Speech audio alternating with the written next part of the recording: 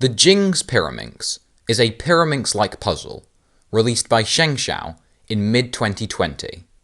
It costs $7 on thecubicle.com, about £5. In this video, I will discuss my thoughts on this cube and talk about whether it is worth buying. The turning of this cube is pretty bad, really. There is hardly any corner cutting and a lot of lockups. However, what you do have to consider is that you turn this puzzle a lot faster than most non-WCA puzzles, as the solve is very similar to a Pyraminx.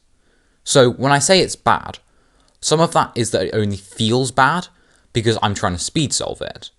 Compared to most non-WCA puzzles, the turning is pretty average. You solve this cube by first solving the outside pieces exactly like a Pyraminx, the tip pieces on the Jing's Pyraminx being the centres of the Pyraminx. Then, you solve the centres of the Jing's Pyraminx by holding two centres that need to be swapped to the front and bottom, and then doing R'L, R'L' 3 times. The speed at which you can solve this puzzle really depends on how fast you can solve a Pyraminx. You will solve the Pyraminx part a bit slower than a normal Pyraminx, just due to the hardware, and then most of the time, about 2 or 3 seconds will be added for the 4 centres.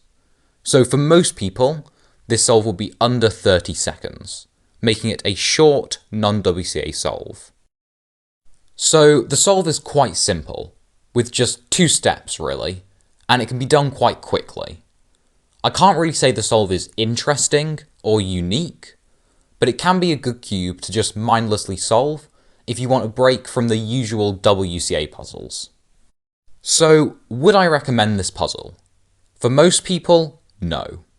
It doesn't really add anything interesting to just a normal Pyraminx, and turns worse.